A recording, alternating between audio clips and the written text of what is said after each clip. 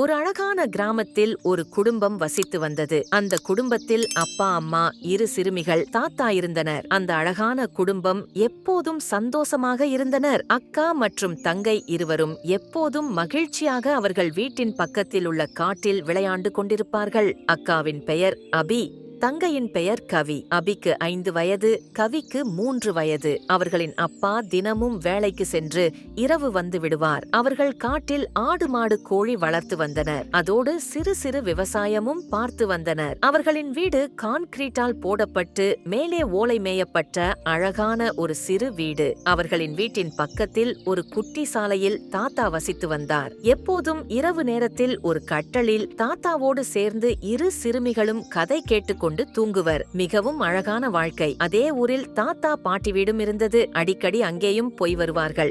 எப்போதும் அபிக்கு தாத்தா பாட்டி வீட்டிற்கு போக ரொம்ப பிடிக்கும். அப்போது ஒரு நாள் அம்மா காட்டில் களை எடுத்துக் கொண்டிருந்தார். அபியும் கவியும் அம்மாவின் அருகில் விளையாண்டு கொண்டிருந்தனர். அப்போது ஒரு சிறு புறா அடிபட்டு பறக்க முடியாமல் கீழே விழுந்து கிடந்தது. அதை பார்த்ததும் அபி அதை கையில் தூக்கினாள். கவியும் அம்மாவை அழைத்தபடி ஓடி வந்தாள். அம்மா வந்து பார்த்துவிட்டு அடிபட்டிருக்கும் என்று கூறினார். மூவரும் புறாவை எடுத்துக்கொண்டு வீடு திரும்பினார். புறாவிற்கு மஞ்சள் வைத்து கட்டிவிட்டு கோழிக்கு வைத்திருந்த கம்பில் கொஞ்சம் போட்டார். ஆனால் புறா வழியில் சாப்பிடவில்லை. அன்றிரவு அப்பா வீட்டிற்கு வந்தார். அப்போது சாப்பிட கொடுக்கும் போது சாப்பிட்டது. ஒரு வாரம் கழிந்தது. அபி, கவி எப்போதும் அந்த புறா கோழி ஆடுகளோடு விளையாடுவது மட்டுமே அவர்களுக்கு வேலை. புறாவின் காயம் சரியானது.